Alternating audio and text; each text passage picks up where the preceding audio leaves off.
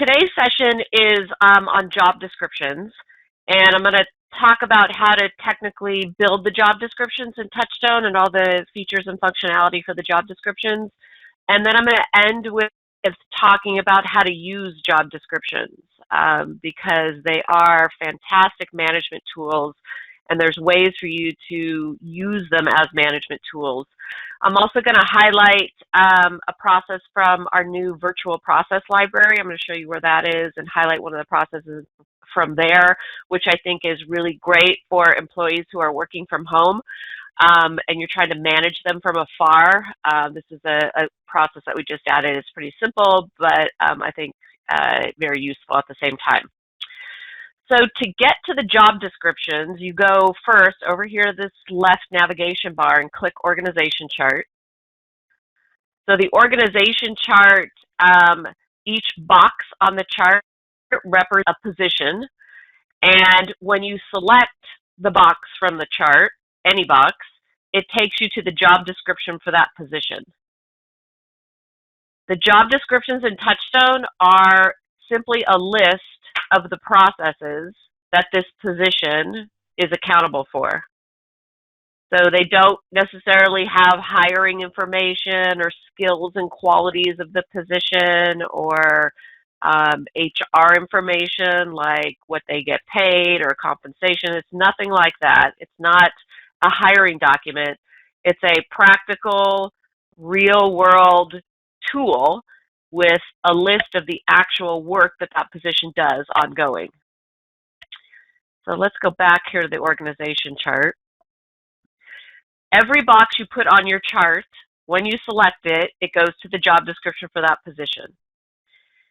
So I'm going to add a box here to the organization chart. So to do that, I just click these little three dots here at the bottom of the box that I want to add the new position under. And then I just choose Add. Now this is a new position that's been created and potentially a new job description. So once you added a new position, the first thing you want to do is just edit the title of the position or add a title because it will appear untitled. So let's call this Assistant Customer Support. So this is the position title. Right underneath it is the objective. This is the purpose of the position.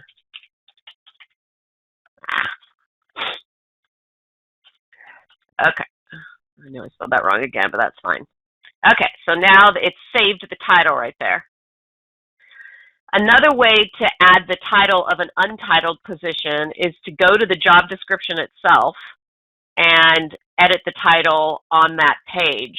So if I click this position and I go right here, you see I can hit this little edit pencil, and then this gives me access to the position title. You can also edit the objective right here. So this right here is the purpose or the reason the position exists. It's the essence of what would the result of the position. So these can be put in, these objectives can be different depending on what you want to see in this field. So if we go back to the org chart, I will show you some different examples. So this is a manager marketing and sales position. This says create marketing strategies and objectives and manage the sales department. This is like a straightforward objective. So it could be a sentence or a phrase. It could be a couple sentences. What you don't want to do is start to list out the work of the position in the objective because the work of the position is on the job description itself. I think this is another example. In this example, in the objective field, I've put in education experience requirements and listed that here, skills and listed this here. So this is some traditional information that might be on what I would call a traditional job description, which is used for hiring purposes a lot of the time. And it has subjective things, it has skills and education.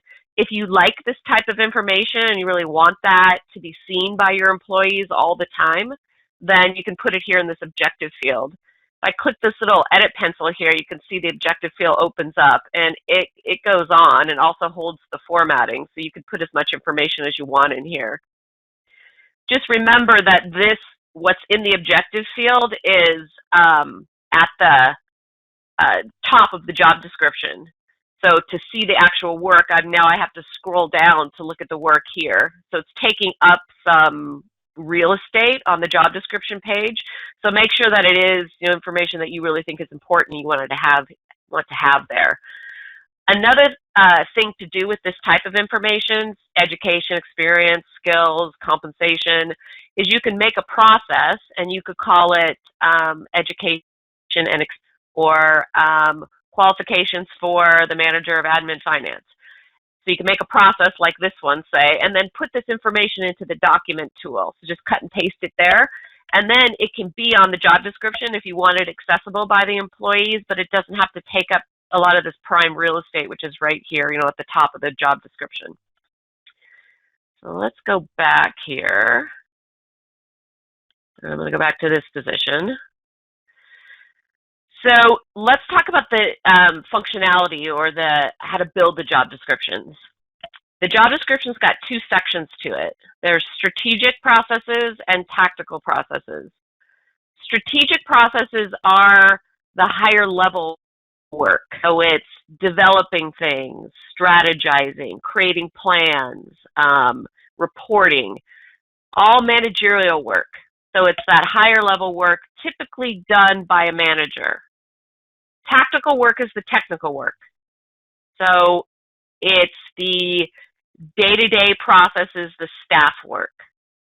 So what's common for a managerial job description, let's just go to an example like this one, is for there to be a lot of strategic work, things like training the sales department, managing employees, giving warnings, developing things, budgeting. And then tactical, on a manager's job description, there's tactical work. So as just a general rule of thumb, for most managerial positions, you're going to have quite a bit of strategic work, I would say 80%, and then less tactical work. For a non-managerial position, like this one, say, there will be mostly tactical processes. So all of these are tactical. And then this is one strategic process. You could have no strategic processes on a tactical position, one that doesn't manage anyone else. So that's our definition for strategic versus tactical. Another thing to just think about is generally the strategic processes come from the guiding the business function right here. So processes that you would put here, you would pull from the library here, tend to be, I would say, strategic. So they would be managing, developing, guiding. Having said all that, it's really up to you to define it for yourself. If this is at all confusing, I would say just think managerial, non-managerial. Strategic work is managerial, developing, managing people, getting results through other people. Tactical is not. So let's go back here. Right here at the top, this first toolbar item here is called Add Existing Process, and this is how you build the job descriptions. So over here on the 4 key functions, there's a list of all the processes. So every process that you would list out or pull from the library in TouchStone is going to be in one of these 4 key functions, inside of one of the key functions in one place or another. How the job descriptions are built is we look over at all these processes here, and we link them to the position or positions who are accountable for doing that work. So we're looking at this huge list here, and we're linking the processes to each position on the chart. So in the end, every process from the 4 key functions should be on one job description or another. You've assigned accountability for those processes. So if I go here where it says Add Existing Process, now I'm looking over at the 4 key functions, and I'm going to decide what work or what processes that this customer service assistant is responsible for. So first question I have to answer here is whether this is strategic work or tactical work. So this is a non-managerial position. So I'd probably start with tactical, because there's probably no strategic processes, or maybe one or two. Most of them are going to be tactical. Then I hit the sub-function drop-down. So now I'm looking over at the 4 key functions. And you can see doing, running, guiding, getting are bolded. And then each of these titles underneath the key function are the sub-functions. So inside of doing the business, I have a service sub-function, I have a client service sub-function, a material sub-function. So when you're building the job descriptions this way, you want to think about where would the work of the customer service position be? What subject is that related to? Here's a sub-function called client service. I'd probably expect that there would be the customer services positions work under that, so I can choose that. Now I see all the processes that are in that sub-function. So then I would just go through and decide, what is this customer support assistant responsible for? Scroll down here to see all of them. So the longer your process lists are, you may have to scroll down to see all of the processes. Then I just go purple button and hit save. So now TouchStone has linked those processes from that sub-function on the 4 key functions here to this position. So once I've linked certain processes from one sub-function, I could go back, add existing process. I choose tactical again, and then I can look inside of other sub-functions. So generally speaking, the work of a certain position or department on the org chart is going to be reflected in the doing, running, getting, guiding. So if this was the positions within the sales department, then the work is probably here. So I would default and go right there. Having said that, you can look through every sub-function and just ask yourself, does this position do any of this work? If you find one that work that the position does, choose the process and hit save. If you don't see any that this position is accountable for in that sub-function, hit the drop-down, go back to another one. Then look through these processes. If you find one that fits for this position, then you hit save, and then that process is added. If you've done your 4 key functions, like you've listed everything out, it's really fast to build the job descriptions. So if I've spent the time to list out everything correctly over here in the 4 key functions, then it's easy for me to build all the job descriptions once the org chart's done. Because I'm just simply going here, finding the work, ticking it off, and hitting add. And within a matter of minutes, the job descriptions are built. Once you've built the job descriptions this way, looking over at the 4 key functions using add existing process, you look at that job description, sometimes you can notice work that's missing better than if you're just listing things out over here in the 4 functions. So once you've built the job descriptions, if you notice a process or work that's missing from that position, you can go here where it says add new process, and you can add it directly to the job description. So if I click add new process, it's prompting me, or TouchStone's prompting me for the process name. So I type in the name of the new process. Then same idea, strategic or tactical section of the job description.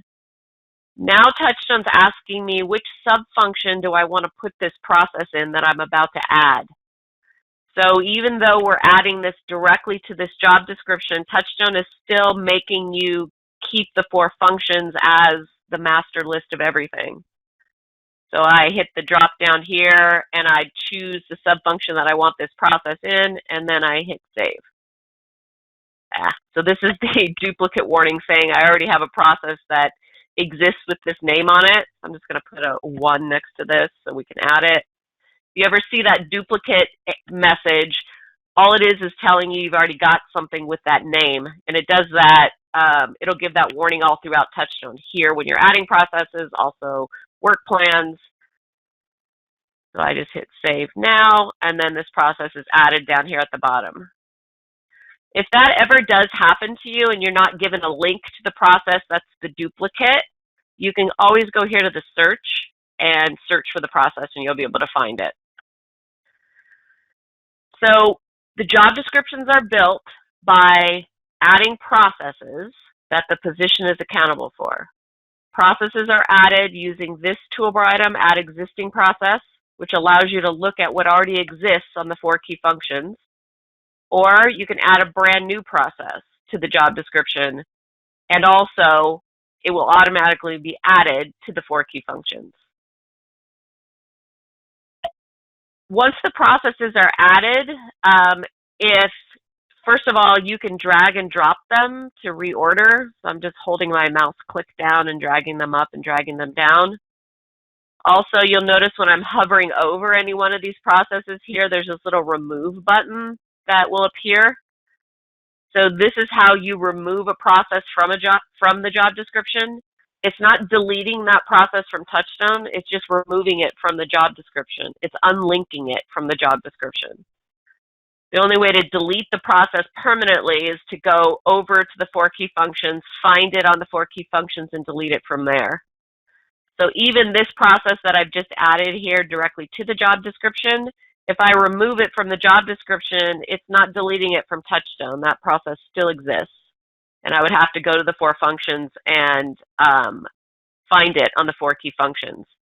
If you select the process, you can always see from the breadcrumb trail here where it is on the 4 key functions. So it's in the Doing the Business function, in the Client Service sub-function, and then this is the process name. Obviously, you can go and search for it too using the search button, which on this screen is in the upper right-hand corner, or on other screens, it's on the navigation to the left. When you're on the process itself, you can also see which job descriptions it's been linked to. So if I'm looking at it from the job description page, like here, obviously I can see that this position, the Assistant Customer Service position, has got all these processes linked to it. But if I'm on the process itself, so I'm on the Process Tools page where the documentation is created over here, I can go up here where it says Link to Job Description, and I can see which positions it's been linked to. So you see it here in orange. From this view, I can link it and unlink it as well. So if I wanted to put this process on another position, like salesperson or customer service, I just select this position, asking me strategic or tactical. This would probably be tactical, and then I just hit link. So from the process page, the process tools page itself, when you're on the process, you can use this link to job description to see which processes or which positions this process has been linked to. And you can link it and unlink it from this view as well. Once your job descriptions are built, I think it's a good idea to just take a quick glance at every process. So I would start, so this is once your job descriptions have been built completely. I think it's a good idea to just do an audit of the processes from the 4 key functions and make sure that you've linked them all correctly. So how that's accomplished is you just go to one of the 4 key functions, just start one at a time. So start maybe at the top with guiding, click the process. Now this one's public, so it shouldn't be on anyone's job description because it's public. So you could leave that one, go to the next one, click it, go up here, link to job description, and just make sure it's on the correct job descriptions. If it's missing from one or hasn't been linked at all, you can link it and unlink it from this view. If you're happy with it, hit the back button, and then go to the next process. Click it, link to job description, and just make sure it's on the correct job descriptions. So this kind of audit has a dual purpose. It's to make sure it's been linked correctly, but it's also for you to look at it and, number one, make sure the process has an objective. That's this field here. And make sure it's not a library process that you downloaded and you really don't have time to deal with. So you have this is just a double checking of whether that's a valid process. Maybe it was added a long time ago and you're just not sure. So with the effort of looking at one at a time, you're making sure they're on the right job descriptions, and you're making sure that that's even a process that you want to keep. So let's go back here to the org chart. And let's go back to, let's go to this position. So you can reorder, you can remove processes. You'll also notice that each process, at least the ones here on my job description, have objectives underneath them. So this is the title, General Cleaning. The objective is complete by close of business on Fridays. You'll notice these two processes don't have objectives. So this is what I mean when I said make sure it has an objective. It's the objectives are, you can see why, because I'm looking at these processes and it gives me a little brief explanation of what's in it. Why is it here? What can I find inside of it? That's what the objectives are for. Some processes, it's obvious, and so this just becomes, just a reminder. But for a lot of processes, it's not obvious what's inside of them. So if you see missing objectives, once you've built your job descriptions like these two, just go to that process, click it, and then this objective field will appear, and then you can put in the objective. Once you've filled in the objective, then it will appear on the job description screen. All right. There is printing features on the job description screen, and that's this toolbar item right here. So this says print send. If I hit this button, it gives me a drop down of print options. This print button will print the job description directly to your printer. Print to Word will launch Microsoft Word, and then you'll see the job description in Word, and then you can make, if you want to make page breaks or any kind of customizations to it, you can in Word. Just as a quick reminder, if you export something from TouchStone to Word, like using this toolbar item, if you make changes to that document, that Word document, those changes aren't happening in TouchStone. So hopefully this is obvious to people, but I've definitely had multiple people ask me this question. When you export something, it is now out of TouchStone and it's in Word on your computer or in Excel on your computer. And if you make changes to it, those changes don't somehow sync back with TouchStone. So be careful about exporting to Word and making changes. I'd suggest you don't do that. Make changes. The only changes you'd want to make is page breaks. This is probably the best, cleanest print option, and it's just print a PDF. So it has more of a kind of structured, look and feel to it. The page breaks aren't perfect in PDF. That's why sometimes if you export it to Word and then save it as a PDF, then you can manage those page breaks. Also under Print Send, you have the option of printing the operating manual for the position or exporting that to Word. So what this will do is it'll print the job description, which is like a table of contents for the operating manual for that position. And then it's going to print every tool inside of every process. I have an old version of Word, but this will open and I'll show you quickly here. So what happens is the job description is printed. You see it right here. And then if we start to scroll down, you'll see the work plans for every process are also printing. So each one of these processes has work plans, checklists, files, forms, whatever they have inside of them, TouchStone's going to print those. If you have a video or an uploaded file inside of one of these processes, well, TouchStone can't print the video, so obviously those won't print, but everything else prints. We have print features all throughout TouchStone. Everywhere you look, you can export and print. And we do that just so people get more comfortable with TouchStone and don't feel like we're going to hold you captive inside of it forever. You can get your content out. We don't own that. You do. That's your content. You can get it out anytime that you want. And so we make those print features available because of that. Having said all that, the minute you something out of TouchStone, well then it's out of that environment and it's now a copy. So it's a copy of something that's inside of TouchStone. And the minute someone does a save as, and then someone else does a save as, and then they store it to a file somewhere on the network, and then someone else stores it somewhere else, well now you've got 5, 10 copies of that one thing that was inside of TouchStone. We call that SOP chaos, and it creates a disorganized environment on your network, and people are confused about what the most current version is, and then they start not being able to find things. So the fact that everything inside of TouchStone is in the cloud, up to date at all times, and there are no copies, that's one of its big values. So resist the urge to print. You shouldn't have to print things. If you want to show someone something in TouchStone, a work plan or a process or a job description, if you go to the process or to the job description, like let's say I wanted to show my manager this work plan I built under customer complaints, go up here to this URL and right-click copy and then stick it in an email. So send that person an email and say, hey, take a look at this work plan. Then they click the link, and as long as they're logged in, it's going to take them right to this work plan. I really think that this is a much better idea than even using the print feature we have here called email.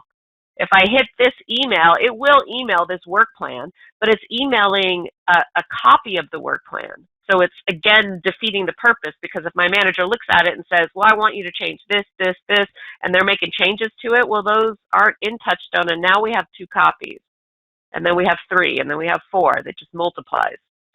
So remember this trick. Copy the URL, send that to the person you want to review whatever it is that you're looking at, and they can review it. Having said that, if you do need to print an operating manual for whatever reason, someone who does not have a smartphone or just has no access to a computer, then you get easily here into the print save feature. I want to show you one more thing about the functionality of the job descriptions. If you have work that's in tactical, like this one does, it has strategic and tactical, you can drag and drop from strategic to tactical and vice versa. So if you decide you want to reorganize those processes, this is drag and drop from this section to this section, just like it is up and down. Scroll up here. Okay. So one point, and I got a question about this in the help desk this week, and I thought this would be a good opportunity to answer or reiterate everyone. I said last week that you don't want to have duplicate positions on your org chart. So if you have 5 salespeople, you don't want 5 sales boxes representing the 5 people who all do the same work. If you have 3 apprentice technicians and 4 lead techs and 1 senior tech, you only need 1 box here that says apprentice tech, and 4 people fill this role. If you have 4 boxes and they all say apprentice service tech, and you put 4 people's names in each of those 4 boxes, first of all, it's making more boxes on your organization chart and just making it bigger. In addition, when you go to build the job descriptions, like this one, you're basically going to have 4 boxes with all the same work on it. So you've created 4 duplicates of the exact same thing. So if you have that scenario, I know some people really are married to the idea of having people be able to see their own box. It creates duplicates, in a sense, inside of TouchStone. So think about that if you have that scenario. Here in account administration, when you assign people, these are people to roles on the organization chart or to positions. If you have 4 apprentice technicians, you're going to assign them all, each name here, to the same box, apprentice technician. So then TouchStone knows and even displays their name under this position on the dashboard. If anyone is still confused by that, because it can be a little confusing, then send me a message and I'll call you and kind of walk you through it with your own scenario.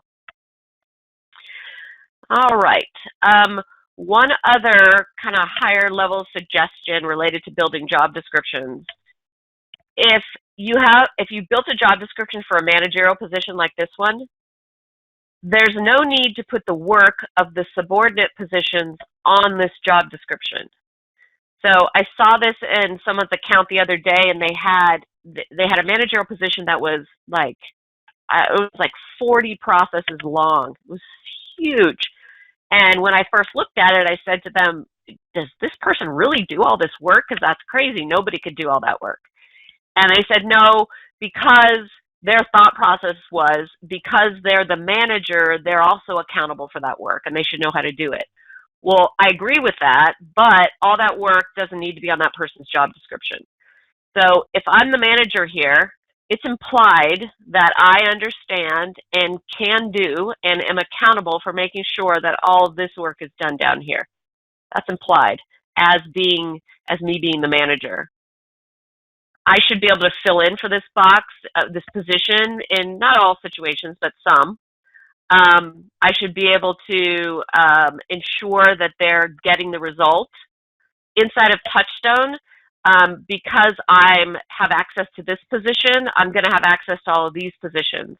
So the work on these job descriptions doesn't need to be on my job description. I can have access to it inside of TouchStone, and I can also be able to hold that person accountable. Okay.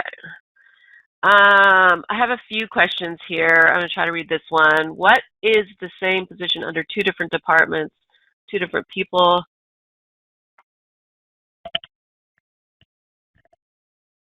Okay, so I think this is related to what I said before, and if I don't answer this clearly, then I'll get back to you one-on-one and answer it. So let's just do, since we have time, let's just do a quick example here. So I'm going to add another position, and I'm going to call this salesperson, just like this. So in a sense, what I'm saying here is that I have two salespeople. And then I'm going to call this Mike, and then I'm going to call this one the other person's name. So this is what I see some people do. So I've got Mike and Mary here. They're both salespeople. They do the same work. I just need two people to do it because there's a lot of sales work. This is faulty on the org chart because, number one, it's creating a duplicate position, because everything that Mary does, so all of this work here, all these processes, are the same processes that Mike does. So now I have two job descriptions in a sense that are duplicates of each other. So if you want to do it this way, I think if you have two people filling one box, like in this example, that wouldn't be too terrible. But let's imagine you had 10 salespeople, or you had 5 salespeople, 10 apprentices, 10 customer service reps. Well, now my box is 30 boxes big. So, I mean, my chart. So the chart is going to be huge. Another way to do this is to have one position. Don't put their names in the boxes here. And then over here in account administration, assign Mary and Mike to that same role. So let me show you that again. So I'm going to go here to user accounts, and I would go to, like, here's Mary here. And Mary, I think, is the bookkeeper. So let's use the bookkeeper as an example. Let's say Sally is also a bookkeeper. I'd go here to control panel, and then I assign Sally the bookkeeper role. So now Sally and Mary are both bookkeepers, just like Mary and Mike were both salespeople. Because I've done this in account administration, then I go over here to the dashboard. You see here, TouchStone knows, because I assigned them control panels in account administration. Here's Mary, here's Sally, both filling the bookkeeper role. So it's kind of behind the scenes that TouchStone knows who's assigned to what position. When Mary logs into TouchStone, she's going to see the bookkeeper in the control panel here. When Sally logs in, she's going to see bookkeeper too. And they'll both go and access the same processes. If they do anything inside these control panels, well, then it's unique to them. And I can run reports, and I can see the work Mary's doing separate from what Sally's doing. Okay. So again, if you just have two two in each department, say, then it's not making the org chart all that huge, and you could do this if you wanted to. It's when you start to get to 5 to 10 to 3 inside of every department, you can see where the org chart will get exponentially bigger. And bigger just means more, and it means you've got to scroll more, it's harder to find things, so remember that. Okay, so let's talk about how to use job descriptions as a management tool. So there is a point to every bit of content that you would put into TouchStone. The point is not just to create documentation, so yay, you did it. The point is to use it. So the job descriptions become these really primary tools to allow employees to use their processes and allow managers to manage with processes. A manager's responsibility is to ensure that their employees are getting their results. Employees get results through being trained in the work, being trained in their processes. So if I'm an effective manager, I use the processes to ensure my employees are getting their results. So I use the documentation. I use it for new employee training, and I also use it for ongoing. So the manager is trying to get results to their employees. They're trying to make sure the results of the department happen. And if I don't have documented processes, then in a way I'm just relying on that person's own experience and knowledge, what they have hopefully gleaned from watching other people do the work, and I'm trying to manage that person getting that work done. And it's very elusive. It's hard for me to judge it. It's hard for me to see things. It's hard for me to know what they're doing. And oftentimes the only way I know that it's not happening is when there's a problem. Also, it's hidden when it's not happening. When the results are, I don't have a way of tracking them or knowing somebody is doing something productively. We call this holes in the bucket. It's like your profitability is just draining out everywhere, either because of lack of efficiency, problems that are happening that are unbeknownst or hidden from you, lack of productivity. So there are all of these issues that a manager is trying to grapple with on a day-to-day basis. It's difficult when my employees are in the office next door to me, but it's even more difficult when they're at home. How do you know that they're getting their work done? How do you know that the results are occurring? So management becomes this quagmire of difficulty that everybody hates when there are no operating procedures, when there's no training. So job descriptions become this primary tool that the manager can use to ensure that the results are happening. Let's go to an example job description here. So this is a bookkeeper position. So here I've got, first of all, just simply put, if I have a list of what the bookkeeper is supposed to be doing on a day-to-day basis, that's huge. So some people, some managers, don't even have a clear-cut list of the accountabilities of that position. It's hard for me to imagine that, but that exists. Like, I see that every day. They don't even have a list. So at its simplest form, description is a really clear-cut list for what the bookkeeper is accountable for doing. Even if I don't have any of the documentation done, at least I know that Mary that she's supposed to be doing these things. Oftentimes, if there is no documentation in a business, and let's say you hire a brand new bookkeeper, and I've seen this so many times I can't even tell you. I'm the manager, the finance manager, and I'm sitting in front of Mary, who I just hired to be the bookkeeper, and I'm saying, okay, get your notepad out. Let's start making a list of what you do. And I'm having her make the list off the top of my head of what I want her to be doing. And then furthermore, I'm saying, okay, well now let's teach you about how to do collections, and I want you to like scribble down some notes and make notes to me while you're in this. You can see, I mean, I'm making a joke out of it, but you can see how just riddled with errors that is and how much time that takes compared to having a simple job description in place. So the job description is a list of the accountabilities. It's For new employee training, it's a checklist of what I need to train that employee in. For ongoing management, it's a reference tool for the employee and for the manager. So if the employee forgets how to do something, if I notice that Mary is not doing collections correctly, she didn't run the report, it's not there, it's something for me to reference back to and say, hey, you're accountable for accounts receivable, and collections have to be done by the 30th day. Let's talk about it. So it's for ongoing management, it's this reference tool. It's for communication.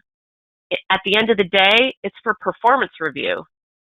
So if you think of the lifespan of an employee, it starts with new employee training, ongoing management, review. So at the end of the year, this is a list of what she needs to be reviewed on. How did she do for accounts payable? How did she do for accounts receivable? How did she do for cash flow planning? So this is a miraculous management tool for ongoing training, for new employee training, for management, and for review. So let's go over here to the dashboard, and I'll give you some more examples. So the dashboard for every employee, or the control panel, it is their job description. So that's what comprises, or that's what gives the processes to that employee. So here, if I click this manager of admin finance, every process that you see here is on the job description for the manager of admin and finance. This is the job description. And this is where employees and managers and everyone goes to use and access their processes. They can go here to the org chart and they could look at the job description right here. But this isn't where it's actually used, or it shouldn't be. When employees are given access to TouchStone, they are given access to the position they fill. So the bookkeeper is only going to have access to the bookkeeper position. All the rest of these boxes on the org chart are grayed out. The bookkeeper can go here and look at her job description if she wants to. But really what she's going to do is, a better way to do it is to go through the dashboard. So at the end of the day, this on the dashboard through the control panels, you're seeing the job descriptions. You just have more, and you have more functionality to organize those job descriptions or processes. So we're going to talk a lot more about the control panel as we go through, but you can see I can create these groups here, and then I can drag and drop the processes into the groups. So here's finance, here's human resources. So it's not just strategic and tactical like you're seeing on the job description. Here, I'm making more succinct work groups. The whole strategic tactical question doesn't kind of drifts away, because here I'm able to make really usable work groups with subjects or timing. So let's run through a few scenarios of how to use the job descriptions on the dashboard here as a management tool. So first of all, for new employee training, and I think I showed a bit of this last week, but let's go to another example. Here's Mary. Let's imagine that Mary is a brand new employee and I'm training her. I can make training groups, and then I can put the processes into those groups. So I'm using the processes on the job description here. Even if I don't have any of the documentation done, instead of having Mary make a frantic list while I'm trying to decide what she's going to do on her first day of training or her first day at work, I have this list already. And I'm even putting it into training weeks, which took me like 5 minutes. It's not that big of a deal. And so now I'm saying to Mary, let's log into TouchStone. Let's go to your dashboard. This is what you need to learn how to do. Let's organize it into training weeks. And as we go through this, I'm going to tick off, when I'm confident that you're trained. So new employee training. This becomes a checklist of what that employee needs to be trained on. Someone's asking about the public processes here. These are the processes that are on the dashboard in the public folder. And they appear in management review because when an employee accesses them through the dashboard here, like they go to time management or the handbook, if I go and complete something in this, like I make a note that I did it, I read it, I agree, I do a checklist, then my manager through management review right here can see that what I've done related to the public processes. So when we're talking about new employee training, the employee needs to be trained on their job description processes, just like we were talking about, but they also need to be trained in the public processes. You need to be shown them. You need to say, this is where you can access things related to time management or meeting guidelines or management philosophy. So let's go back here. So new employee training.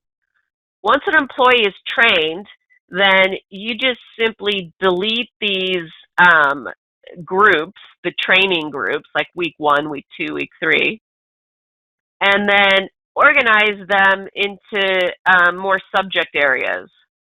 So once Mary's been trained in all, then because it's ongoing, she's going to have check marks next to every single one of these, and then I can create new groups, like by timing, so, and not necessarily by training or by subject area. So you could even call for this like the end of the month, and then move processes into those groups.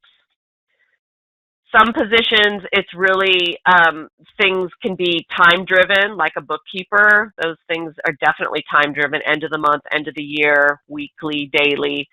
Other positions, subjects are better, like admin, finance, management. So after ongoing employee training, then it becomes ongoing training or ongoing management. So what the manager does is, on a regular basis, the manager communicates with the employee about how the work is going. So most of us as managers are used to just firefighting, like we're running around just fixing problems. Hey, how you doing? Hey, you didn't do that right. It's just this kind of constant, ongoing flutter of trying to give people appreciation and also correcting things that are going wrong. The firefighting is enormous because you're just stomping out one fire, going and stomping out another, just to have the same thing flare up 2 months later because it never really got solved. It just got put out for the time being. So this type of management hopefully can correct some of that. There's always work that's going to be variable, things that just sometimes happen, or work that just sometimes needs to get done. And there's always going to be things that are consistent. So the routine I'm about to show you is for consistent things, rudimentary work. I've never been proven wrong on this. My husband owns a construction company, and he's constantly saying to me, well, everything's variable all the time. It always changes. And after 30 years of marriage, I still can't convince him he's wrong about that, but he is. The majority of work is consistent. It's the variable stuff that pulls your attention. That's why you notice it the most. The consistent stuff just rolls on most of the time, inefficiently most of the time, and creates more variable problems. So on a regular basis, what a manager's job is to just review and go over the processes that person is responsible for. So let's go back to Mary here. So what that looks like is, I meet with Mary on a regular basis to just talk about how she's doing. There's a process in our library called one-on-one meeting process. It's in the Guiding the Business library here in the 4 functions. One-on-one meeting process. I meet with her one-on-one, once a month, once a week, whatever you can eke out. I think once a week is a really good time to do that. Once a week allows you enough time to handle issues, yet it's not so much time doesn't go in between meetings that you have to do firefighting. So I'll give you an example. If I have stuff that I can say to Mary that's not an emergency, which is most of the stuff that I say as a manager, it's not an emergency. It's important, yeah, but it's not an emergency. If I can hold that for the meeting, then that's better time management than to be calling her, emailing her. I've seen huge examples of this even in our own business during the stay-at-home orders, because emails are flying, calls, or things are just not being dealt with. So saving things for a specific time that you know you're going to meet with that employee is way better than interrupting them all the time. So the one-on-one meeting allows you to save issues to discuss during that time. So in that one-on-one meeting process, we talk about the work that week. How is accounts payable going? How is the accounts receivable going? What are the collection rates? Let's look at the report. How are your key indicators? What's happening with the budget? Did you do the financial statements? So we're discussing this rudimentary work. Sometimes I would say to Mary, you know, awesome job with the accounts payable. I saw everything is like under 90 days. That's going really well. Let's take a look at the process for collections, and let's just talk about, you know, what are you doing here that's going so well? Like, what can we add to it to make it better? How can we innovate it? So when things are going well, it's good to acknowledge that with the employee, but then you also want to look, as a manager, you want to look for innovative ideas, how to make it better. That's what makes a good manager. How can I make this even better? And if Mary's really great at it, how can I capture what she's doing so well and put it into the process? So it's my intellectual property. I own it. Mary doesn't own it. If she walks away tomorrow, that's fine. I have it all in the process. So on a weekly basis, the manager is talking about what's going well and coming up with innovative ideas. This doesn't take that long. I mean, it could take me 5 minutes to talk about accounts payable. The manager could make a few notes saying, let's add this and this and this to it. Okay, great. Let's move on to the next thing.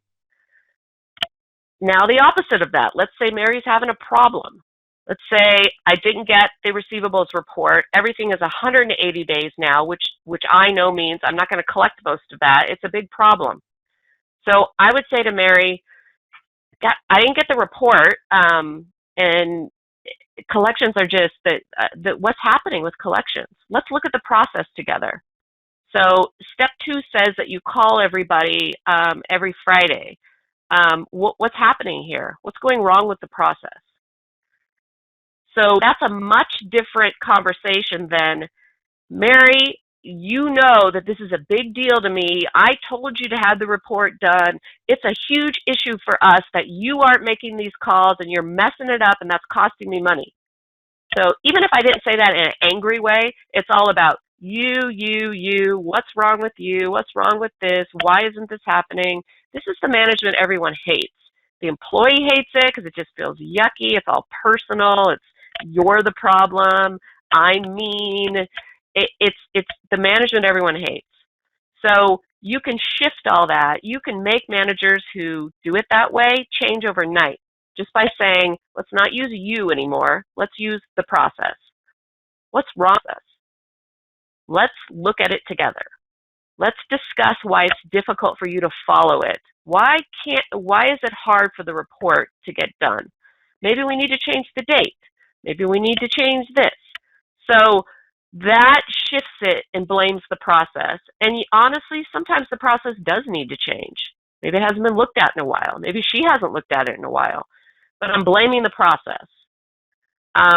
So this is ongoing management. It's new training opportunities for employees that aren't following your processes.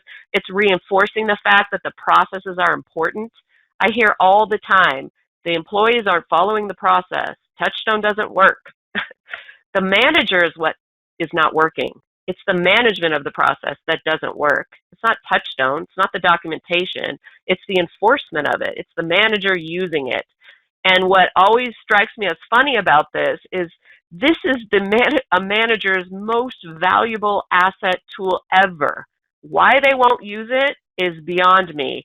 So all I'm left with is they haven't been trained in how to use it. They don't understand the value of it. So management of the processes is key to the success of the processes.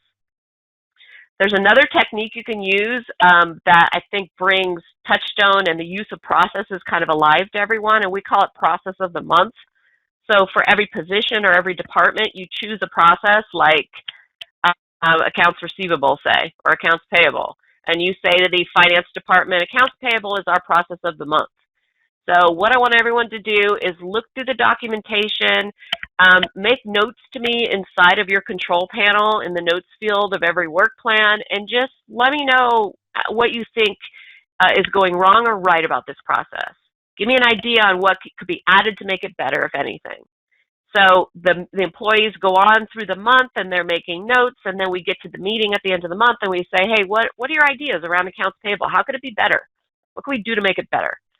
And so this idea is it's bringing light to every process, one a month throughout the whole company, and it's also making sure that they know that it's important. Everyone's looking at it, and you're this on the fly innovation, which is wonderful, and it reinforces the fact that you as a company value processes and value the documentation. I just want to say quickly, and then I'll do the process of the week. I might run over 5 minutes. I talked about how it comes full circle to when you do a performance review. So we're talking on and on about these processes in the weekly meetings. We're discussing them when things are going wrong, when things are going right, all the rudimentary work. Then at the end of the year, you do a performance review. Over here in the 4 functions under guiding the business, we have a performance that you can download from the library right here. What it is it's the job description, just what we were looking at, in an actual form. So you're taking the work from the job description and your work listing, and you're putting in what that work is. So this could be, that's the label. This could be collections. So I'm taking the work directly from the job description, and now there it is, and now I'm giving her a grade. And so this is filled out on the dashboard, but you get the idea. So every process from the job description, the work, is evaluated and given comments. So you can do it in a custom form here, but you can also do it in a Word document. So we have different versions. But I just want to make that point that the job description is also good for reviews. And what's beautiful about this is if you've been talking to Mary all throughout the year about all of her work and what she's doing and how it's good and how it's wrong and training and retraining, at the end of the year when you sit down to fill this out, it's going to be a no-brainer. It's going to take you like 10 minutes per employee to fill out. And those of you who are accountable for reviews know what I mean. If you don't have communication, if you don't have processes or structure, you're just blindly filling out a form. And you're trying to remember about how they're good and how they're not. And when the employee asks you, why did you give me that grade? You can't come up with specific situations because it was just a feeling you had after spending a year with them. So this really makes it way more objective and way more fun to do performance reviews. Okay, so here quickly, I'm in guiding the business right here. And if you go here to the library, you'll see our virtual processes here. This is the second library that we've added recently. These 2 processes are there. I've already got them in my system, but this is a new one called daily planning. So I'm just going to hit copy here, and then I'll copy it over. So one of the biggest things that I think is useful employee who's working from home, or any employee who's trying to be efficient, is planning their day. So that's simply what this is. There's a work plan here that talks about daily planning, talks about how to do it effectively. If you sit for 5 minutes at the beginning of the day and you plan out what you're going to do that day, you have, I think, 50% or more efficiency. And this is like a Stephen Covey thing that I'm not remember the number is right. But it increases your productivity by 50%. I think maybe it's even 75. So, and you can imagine why. It's like making a to-do list and then checking it off. So planning out the day makes your employees way more efficient. In addition, it helps the manager to see what they're doing that day. So there are these daily planning forms, like this one. You can do another type of form if you want. There's this prioritizing and planning tasks form, and each of these is described how to use up here in the work plan. So this is just a task description, priority, delegated, scheduled, completed. So this process, again, is about planning the day. So here, I'm just going to show you quickly. I'm going to link this to the job description, because this is what you'll need to do if you download it from the library. You've already built your job descriptions. Link it to the job description of the positions that are going to be using it, or make it a public process if it's for everyone. And now if I go back here to the dashboard and I go to my position here, I'm going to see this daily planning right here, because I just added it to the job description, so now it's in the control panel. And if I select this, this is where I can use it. So this is where the employees could use it. They can do a time log here, which is like a list of everything they do all day long. They can go to the daily planner form right here. So here it is, and these fields are all live. So they type in what their high priority tasks are for the day. They list out everything that they're going to do, and then they categorize it: high priority phone calls, other tasks. The work plan talks a lot about how leaving free time during the day to handle other things. Making the work plan will also talk about how you have office hours, where from 10 to noon, that's the only time you're going to answer your phone or email. So this is planning out the day. Then the employee saves this back to TouchStone, and a date and time stamps it for that day. And then the manager at the end of the day could go here to the reports, and they could run a report of all the employees for the day. Now, when you can choose a specific employee, you can choose a date range, you can choose one day, the week, but you can see, and this is to the point about the org chart and multiple boxes again. I see Mary what she did, I see Sally what she did. So even though they're both bookkeepers or salespeople, I'm seeing them individually here, and TouchStone already knows. So I know that was quick. If anyone's interested more, you want to see more about that, just send me a message here in the Resource Center through the help desk, and I'll have someone get back to you. Before I let you go, I just want to make a plug for our TouchStone drop-in sessions. So every Tuesday at 11 o'clock Pacific time, and all of you have received an email about this, and another one will go out as a reminder, but we've scheduled what we're calling office hours or drop-in. And it's every Thursday or every Tuesday at 11 o'clock Pacific time. And what that session is it's about learning more about how to use TouchStone. We've been getting tons of feedback about owners or managers that are trying to find stuff for their employees to do. Some of you who have gotten the payroll protection or are just, your business is been cut a little bit, and so employees have free time. Document everything. Have your employees start working on documentation. Why not? So this drop-in session is just 1 hour a week where we'll focus on teaching how to document processes in TouchStone. We'll workshop with people. So even if you just want to send your employees to that 1 hour, they're going to learn a wealth of information, and they're going to start to document their processes using and be trained in how to do that. So that's all part of customer service and free training, so definitely check that out if you're interested. Next week, we're going to start a two-part or two-meeting discussion about how to document using the process tools. So I'm going to talk about, next week I'm going to talk about work plans and checklists. And then the following week, we're going to go through the rest of the tools. So I'm going to talk specifically about technically how to build a work plan, how to build a checklist, but more importantly, I'm going to talk about a lot of things on how to build a good work plan. Looks like, what are techniques for that. So that will be next week. I have quite a few questions people have sent in, and I'm going to follow up with you directly about those since we're out of time. Thanks for coming, everybody.